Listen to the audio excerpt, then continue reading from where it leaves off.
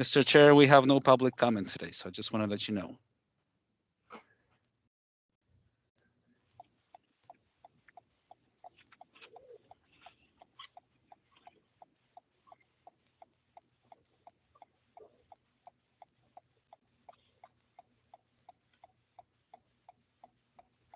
Mr. Chair, can you hear us?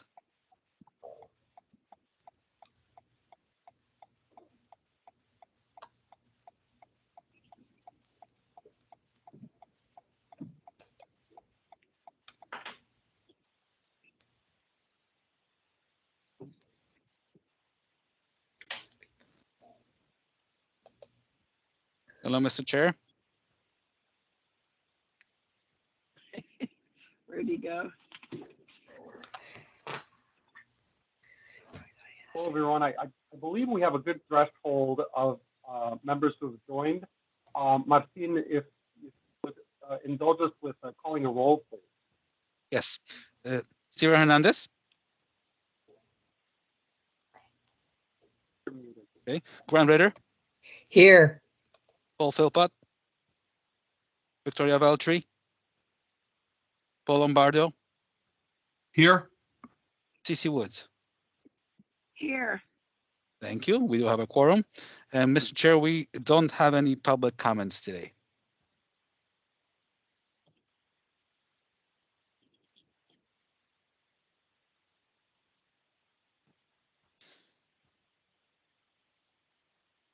We cannot hear Mr. Chair. Okay.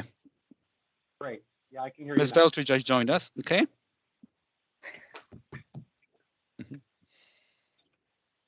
So, Mr. Chair, can you go ahead and move to the vote? Yes, Okay. please. Can we have the staff introduce themselves first, just the staff who may be on the call? Sure. Thank you, Mr. Chair. James Michelle, Access Health Connecticut. Susan Rich-By, Access Health Connecticut. Tony Crow, Access Health Connecticut. Daryl Jones, Access Health Connecticut. Glenn Jurgen, Sean Carbone, Access Health Connecticut. Tammy Hendricks, Access Health Connecticut.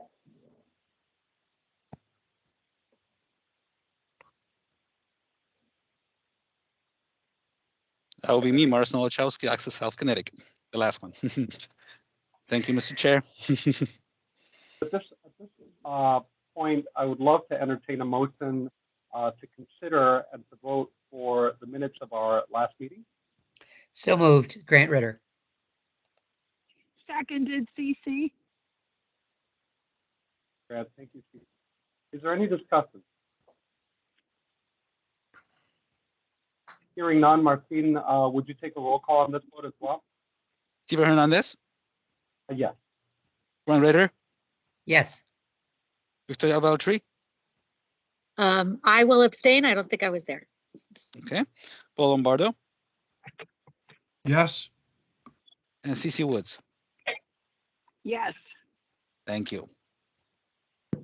Thank you. And next to our next part of our agenda, we're moving here to clip because we want to make sure we get through the control work. Martin, am I correct that there is no, pardon me, no public comment? There is no public comment, Mr. Chair. That's correct. That's great. Thank you so much. Now, if we could please move to the next part of our agenda, which is update on our strategic initiatives. Thank you, Mr. Chair. I'm going to ask Tammy to give an update on where we are. And this would be, again, this is a quick status update. Give you a feel for where we are right now and also what the next steps are. Tammy?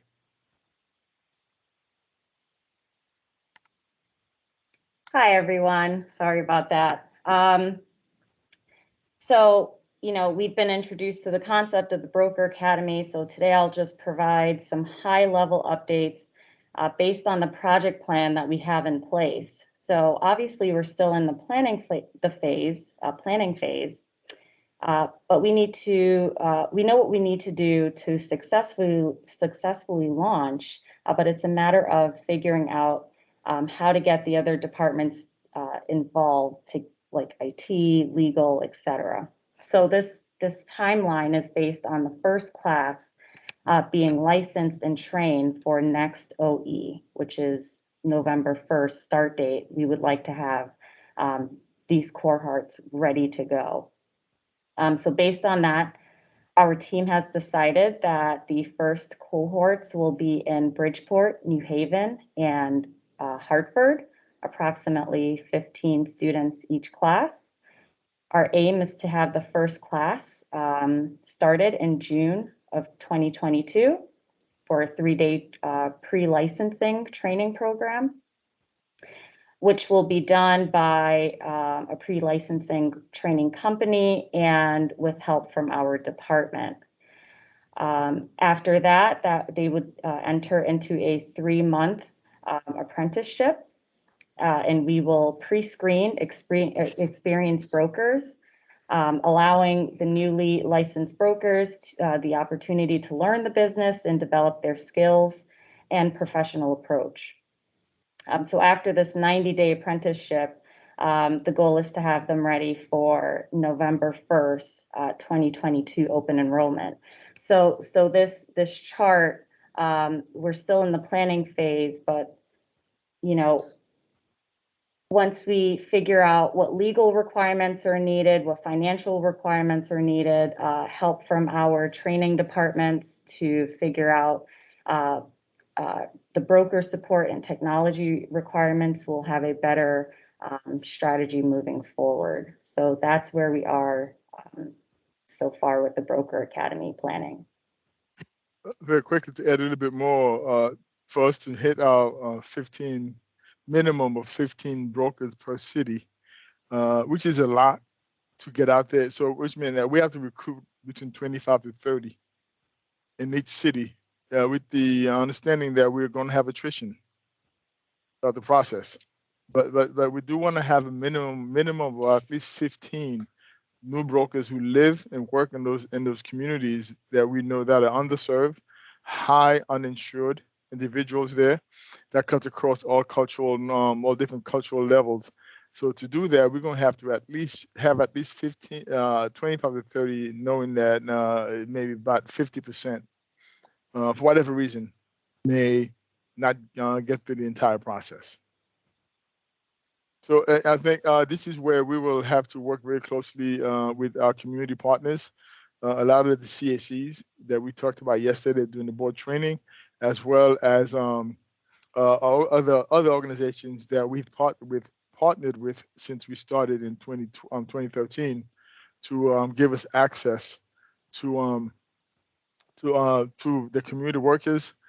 For example, the FQHCs, other community partners of ours that we've worked with all along, to get some of their staffing or some of the seasonal work staffers and get them trained, get them certified, get them through the process. So by next year, they could be earning commissions by doing what they currently do, but they just don't have the license to do it now.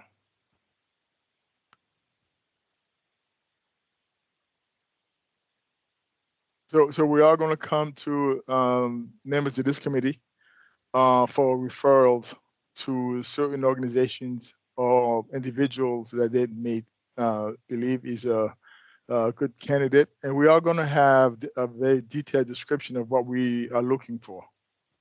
Once we have that in place, we will share it with this committee, get your draft this committee for you to look at and sign off on it. Once that's in place, then we'll go out and start recruiting. Thank you for that. I have one question. As we think about wellness, we think about the preventive aspects of the work that we're doing, and not only supporting more signups, but also having this Broker Academy, which is really a conduit to wellness, but also a conduit to financial success for the trainees. Have we thought about maybe some cross-pollination with financial wellness training, other types of training that brokers may benefit from to build their portfolio of services for the people that we serve? Steve, this may be something down the road we add to the curriculum. Right, there's certainly something that right now we want to get this up and running, But this is certainly something that we certainly will consider to add to your curriculum as we move forward, especially as they get established. Because what's going to happen, Stephen, that they're going to become a resource for the community. They will the community members will go to them for every question that they have, not just health, life insurance, everything, that any question that they have that's financial related, they will turn to that person. So they will become a very valuable resource. So now we will give them the resources and the training and support they need so that they're positioned to be able to answer those questions. Thank you for that. That's great.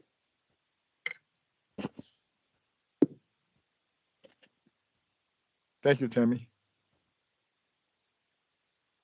Thanks.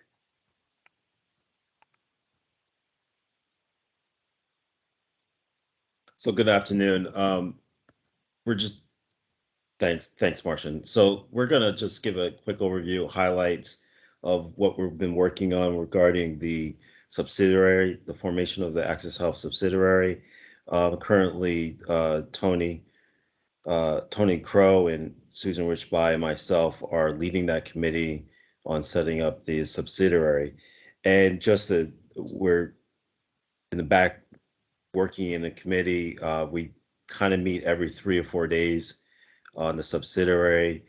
We know there are a lot of moving pieces regarding the formation of subsidiary. So on this page, once we recognized there are a lot of moving pieces, we decided that it was very important to set it up in phases. We did that for a couple of reasons. One reason is that it allows us to focus on one phase, the next phase, and the third phase, but it also allows us to run to do things within setting up the formation in parallel. So we might, for example, we'll be working on phase 1, but we also might be working on phase 4. So it's on a parallel. So we can actually do things on a parallel track. So that being said, we broke it up into about 8 phases. I think there's more. Can you go to the next page for a second, Martian? Just want to see how many phases we have. I believe there's 8 or 9. 8, sorry, go back. So there's 8 phases. And the first phase that we're talking about is the preparation, the formation of the subsidiary, all the requirements that we need to do in terms of gathering for the business plan, the presentation of the status to the committee, which is going to happen again on 11/9, the adoption of the resolution. All these things are being worked on right now. And as you see on the right side of the column, we have our target dates. Our expectation is to have Q2 of fiscal year 2022 in terms of the adoption of resolution, and all the way down to the fiscal 2023, which is the outreach and development. So we have a mapped out plan regarding the subsidiary. The one thing that is very important to at least know that it's just not Susan, Tony, and I. We are working with our existing staff to help us build out these phases, such as Susan's working with her legal team to build out the resolution, follow all the appropriate documentation. Where on my side, I'm looking at developing the budget. So I'm working with my finance team to develop on the budget side. So we're all working towards completing this task. So it's a busy time for us. I don't know if Susan and Tony want to add to that, but overall, that's where we're going. And these are the different phases that we're currently working on right now. Hi, everyone. This is Tony Crow. I really don't have anything to add other than the following slides are kind of documentation that support this high level slide. And we continue to build on that. We're breaking it down even more as we meet. But to Daryl's point, some things are in progress that are in different phases. We want to get as much under our belt as we can. So we're ready to present to you folks. Thank you, Tony and Daryl. Mr. Chair, as you can see, we have a very detailed strategy that we're executing.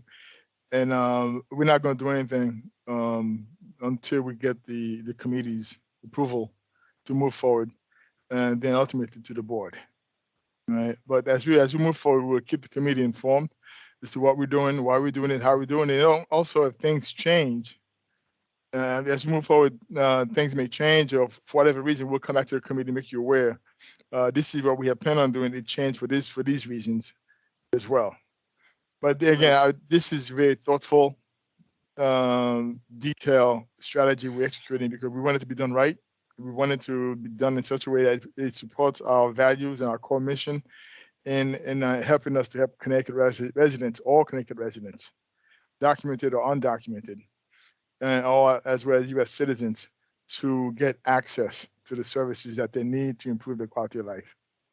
That's great. I see Vicky has raised her hand. Yeah, I'm hoping my connection isn't so bad, but thank you for this presentation. And I couldn't get on in time to also thank Tammy for the Broker Academy presentation, and look forward to working with all of you on that. I think that's a really exciting thing that's happening. So we would love to help you however we can make that work. But on this one, it says make decision on entity type for subsidiary has been completed. So I wondered what you had decided on and why that type. So I'm assuming maybe an LLC. I'm not sure, but I wanted to just throw that out there. So, James, would you like me to Yes, please. Yes, share Susan. that information? So we've done research and worked with outside counsel too on the best entity type. So as we talked about yesterday at the board training, Vicki, you missed it. Somebody mentioned would the subsidiary be a quasi-public? And that is spelled out in the subsidiary legislation 1093 that it would be a quasi-public, but it is not an instrumentality of the state or a political subdivision like the exchange is. And in there, sorry, my camera wasn't on. In there as well is also language in the subsidiary legislation that we do everything we can to both comply with IRS regulations, but also to ensure that the income of the subsidiary is not subject to federal taxation. So the subsidiary would have some of the same exemptions that the exchange has. So it automatically is exempt from state tax because that is in statute. But then we had to look at ways to make it be exempt from federal tax. So we're actually going to use a two-pronged approach. There is a section of the IRS code, section 115, that allows, there's a two-part test. And if you meet the two-part test, you can have the income be exempt as a governmental entity, even though it's not a political subdivision or instrumentality. So the best option for the subsidiary, we feel, is to be a non-stock corporation. An LLC doesn't work because that has the disregarded entity, but there's this little exception that because would be us, it would actually be treated as a corporation. So we would make this a non-stock corporation. We can have the exchange be the member or not, either way, a member, no member. And then we're also going to file for 501c3 status because that will serve two functions. It will give us that extra protection of the tax exemption, and it will also allow us to apply for grants from foundations and entities that will only make a grant to a 501c3.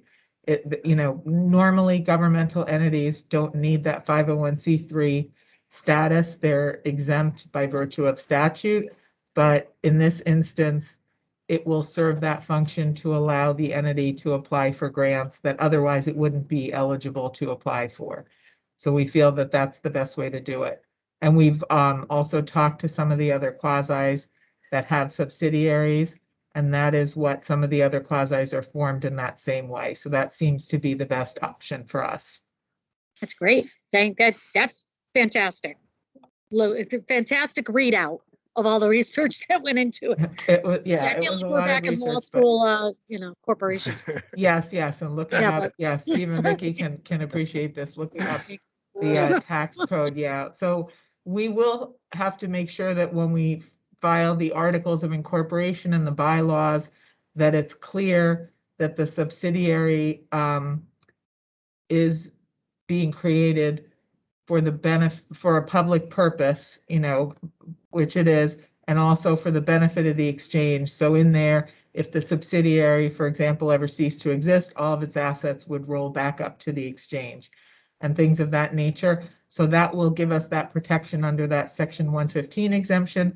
And then we'll also have that double protection of the 501c3 status. We'll have to Alright. file for that. And it's about a 9-month process, we've been told, till you get that application granted. But to Daryl and Tony's point, you know, we're going to have a number of projects and steps going on at the same time. So we'll get that all going. That's great. Thank you And for that. Vicky, I really, really appreciate that level of detail. and, Thank you. and Vicky, as you know, Vicky, one of our interests and focus is preparing the subsidiary to have available products for undocumented Connecticut residents. Right now, those folks, they could buy insurance off the exchange, but we don't know if they are or not. That's right. That's right. But no one's marketing to them. No one is going to their communities and seeking to help them out also. And also, if we are 501c3, we may be able to get some funding, whether it be state, federal, or private, corporate, to support and making it more affordable for that cohort of customers of ours.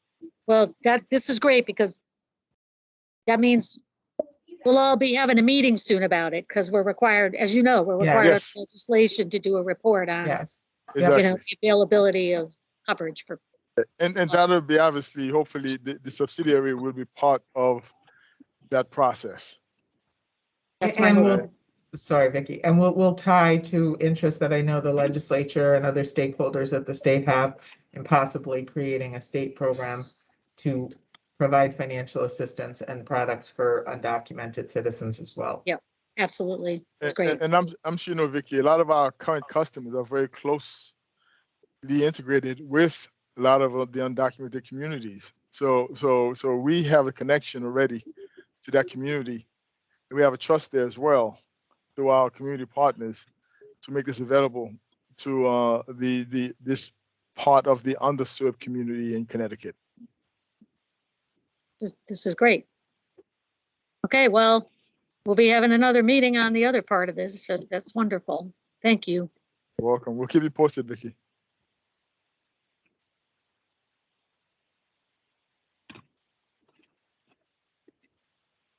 Yeah, this slide just presents the additional milestones and tasks that are in the different phases. Some are in progress, some have not started yet. Again, Mr. Chairman, we will keep you posted as we move forward. As we we set up a number of meetings over the next several months, just to keep you in the committee engaged and informed as to what we're doing, where we are. So we get input similar to what you just indicated, additional financial information services to the brokers, as well as Vicky's comment about the undocumented. And so obviously, the more engaged we have, the more information we have and more input we have, the more, hopefully, the better the product will be when we are done. That's great. Thank you so much. And I just have one more subtle question, and perhaps this is for Susan. You mentioned yesterday the relationship between the subsidiary and the exchange, and you said the subsidiary will always seek the approval of the exchange. How does that work? How much independence will the subsidiary have of the exchange's board? And I think it's important that we all get on the same page about how we talk about it. Yeah, and I think James might have been the one that mentioned that yesterday, Steve. So as James mentioned, it will be a completely separate entity, and it will have its own, separate articles and bylaws and a separate board.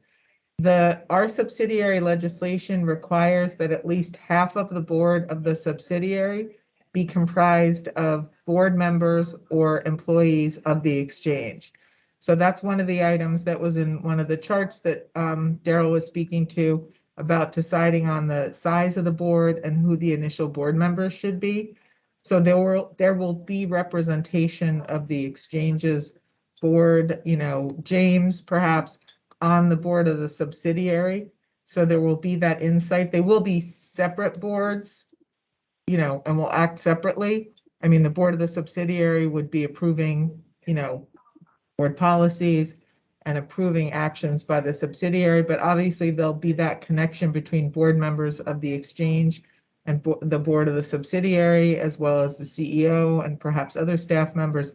So there'll be that connection, but it will have its own board. That's great. That's a great clarification, because I think what the connection in the law really evidences, or at least promotes, is that the two hats really promote the avoidance of conflicts of interest. It really is in service to the larger, even though they are independent one from the other, in terms of the decisions that are being made by each of the boards. So I appreciate that clarification. Thank you.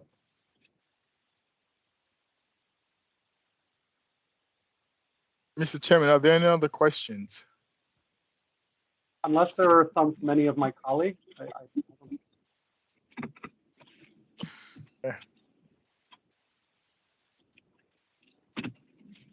All right, Darrell, finance strategy. Yeah, hey, good afternoon again. So the finance strategy. So the finance strategy, you see a lot of details here. The finance strategy, our working group is really just starting to get off the ground in comparison to the subsidiary, where the subsidiary is moving down that road. We're just getting started on the highway to start looking at those 4 different revenue streams that I had mentioned during the training session yesterday.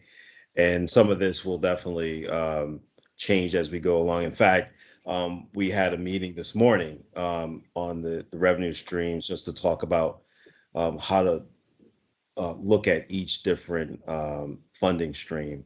And the first one, just to clarify, the first one really is this changed by the time this got over to you. So it refers back to the funding of the subsidiary, was where we kind of landed in terms of the providing a loan subsidiary as one of our funding streams. And then we're looking at the grant process, which is something we talked about yesterday as well, when we looked at the public sector as well as the private sector. And then we're looking at the business consulting services as well. That, again, we're just starting off with that. We're talking to, our IT director. We're talking to Tony and just get a lay of the land on what we can do and what we cannot do. So this is really just getting started. Nothing's rock solid yet. It's just getting started off the ground. But we know that at least the grants is something we're definitely pursuing. We're definitely working towards in terms of corporate funding, such as the Anthem Foundation, as we mentioned before, and also looking at Community Health Foundation or the Prosperity Foundation or the New Haven Community Foundation to seek funding for projects that would fall in line with what we're doing with the subsidiary, the Broker Academy, and also Access Health. So we're real excited about that. As you know, we did receive that one grant, $1.1 million for the grant monetization program for our system application, which was really good. It was a great achievement. It took a great it took a teamwork to successfully apply for that grant, and it was also a great lessons learned and how we go forward with grants. So we're really excited about that and going from there. So, and the last one, the transactional based revenue subsidiary, that's really dependent on the subsidiary, the establishment of that. But again, we're looking to collect fees from the products that we're offering on the subsidiary to generate revenue, and that revenue will go towards supporting subsidiary and other efforts that we're running through the subsidiary. So that's a highlight of what we're doing with the revenue streams. I like money, so I'm excited about this strategy. So we'll keep working on it, and we'll definitely report back to you as we go down the path with this strategy. Mr. Chairman, just a little bit of clarity on the subsidiary establishment. Again, that we want to stress that we are not going to create any product that to sell ourselves. Right? We are not going to take on any risk at all. These will be other established companies who will design products and services priced specifically for our targeted customers. And we look to collect a fee from those transactions. And so that'll be revenue stream, but we are not going to create products ourselves and sell it and take on any risk at all. So basically, the subsidiary will function like the exchange functions now. We will have an internal system to review and approve any products that are sold on the exchange to make sure it's safe, it's secure, and more importantly, there's no predatory type of potential risk to our customers. That we will do internally. But the actual product and services, the entire risk associated with those will be borne by the companies who are offering them on the exchange. Yeah, I think I think you're muted, Mr. Chairman. Oh, I should thank you for that clarification. Oh, That was an important clarification. Thank you. Okay. Next slide.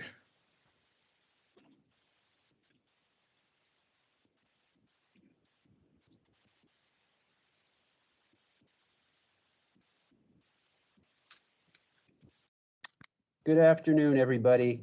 Good to see everybody again after the session we had yesterday. I do apologize if some of this I did cover yesterday, but still wanted to update this committee on where we were regarding the future growth and success plan.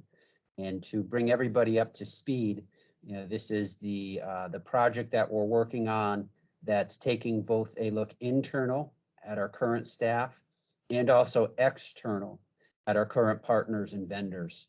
So from the staffing point of view, everybody, you know, are folks in the right role? Are they being challenged enough? Is there utilization of staff that we could do cross department wise? So again, to talk about the meetings that we had with the SLT, a number of the questions, to get into a little bit more detail than I did yesterday, dealt with, you know, the future state of their department and also the current state. So what types of trainings would their staff need to keep current? What type of trainings and development would they need to bring staff to the next level? So, you know, a lot of these meetings were extremely insightful. And as I mentioned yesterday, the SLT was really good at providing insight into that.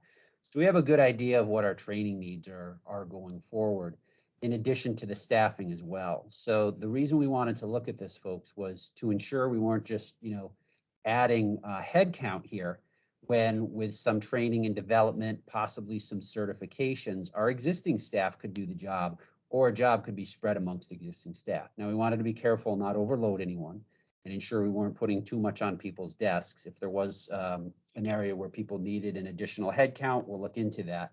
But we really wanted to take a blue sky approach and you know, challenge the SLT to come up with development opportunities for their employees, and also, again, to keep them engaged too.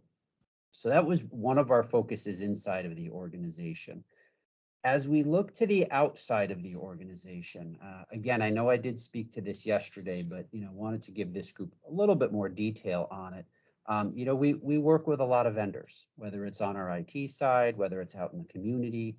How could Access Health perhaps bring things internal? And I know that's not often how organizations think of things. The goal sometimes seems to be to outsource it because, you know, the company outsourcing it could do it better, faster, or cheaper. But, you know, what are we doing, or what is a vendor doing that we could do better? Maybe give a little more credibility to us if it was something out in the community, if we had actual Access Health employees, staff working on those types of events outside. So we're really taking a look at that now. It's great to have Tammy on board. She's providing some insight as she comes in with a fresh set of eyes to some of her processes and procedures, and also has you know, a lot of insight into which way the outreach and disparities areas are going to go.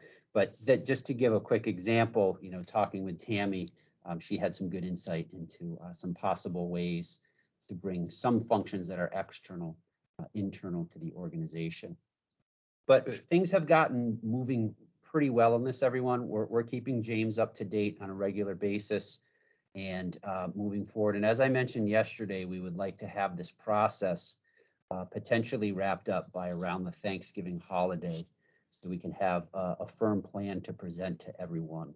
And I know I am kind of taking some words here from James, but I think he summed it up pretty nicely. This is one of the more challenging initiatives we have going because we have a lot of pieces that are already in place. And I think a good analogy is it's almost like doing a remodel versus new construction. When you start with a blank slate, you can really move things around and play around with it. But when you're trying to work around existing work, it can be a challenge because you move, let's say, an outlet somewhere, it may affect an outlet somewhere or plumbing. So sorry for all the house analogies. But I think that's what we deal with here, and we have to be cognizant of where things land and the impact that has. We've really been looking at this, as such a people-centric organization. I find it a challenge to not look at the person and just look at the roles, but that's really what we've focused on here, is to look at the titles, look at how these show up, and try not to look at it from a personality or point of view of that nature, if you will, and really just look at it from maybe a 10,000 foot level and the positions and how it would better benefit the organization. But it's been a very interesting, fun, and challenging process. And we meet regularly. This group is meeting on a weekly basis, the four of us. And again, we meet with James every so often too. But I'll open it up now if there are any questions that anyone has at this point in time.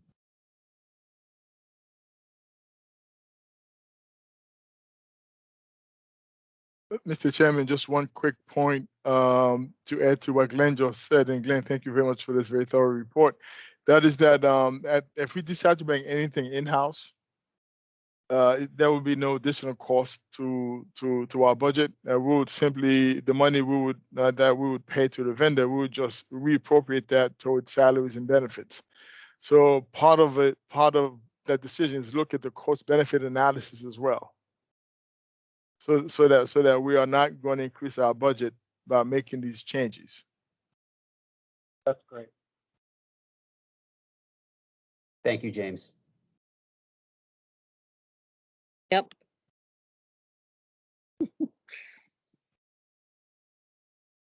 Okay. All right, let's go on to the next slide. Oh, okay. Wow. Yeah. You guys are efficient.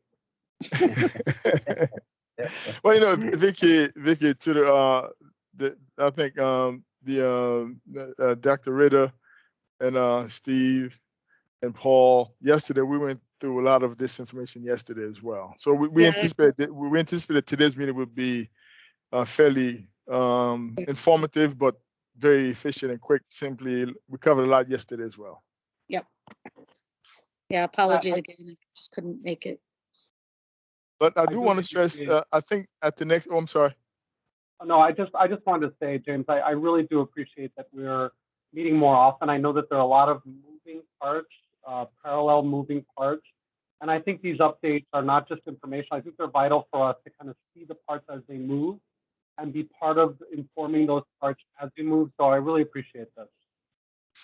I think either the November or December meeting is going to be dedicated to Broker Academy, where we will go through the details of how we're going to do the recruiting, how we're going to do the training, lay it all out in detail. This is where I'm hoping Steve, you, Vicky, Paul, and Dr. Ritter, you guys could be extraordinarily helpful in looking at it as an with a very blank slate, and let us know, are we on the right path?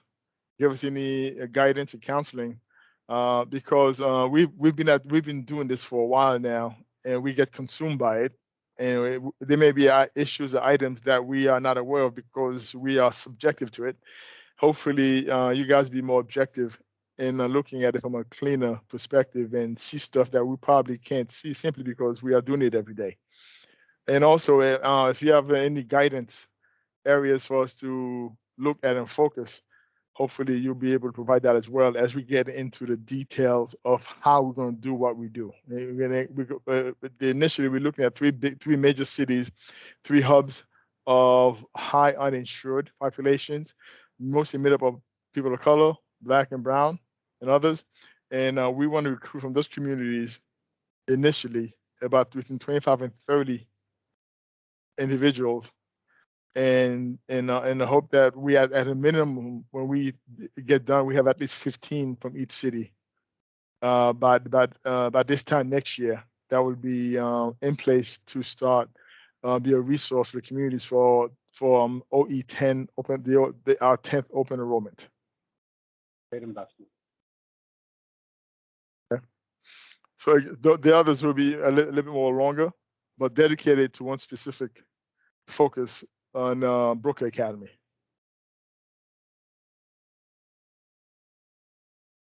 Well, good, James. Unless there's any further questions or comments from my colleagues, I would love to entertain a motion to adjourn. So move. This is Grant Ritter. Seconded, Vicky. Thank you, Vicki. And a roll call. Shoot, please. Steven Hernandez, Yes. Grant Rader, Yes. Victoria Valtry, Yes. Paul Lombardo, Yes. and CC Woods. Thank you. Thank you all. Appreciate you. Have a wonderful day. Thank you. Take care, everybody. Thank you, everyone. Thank you. Bye now. Bye, everybody. Take care.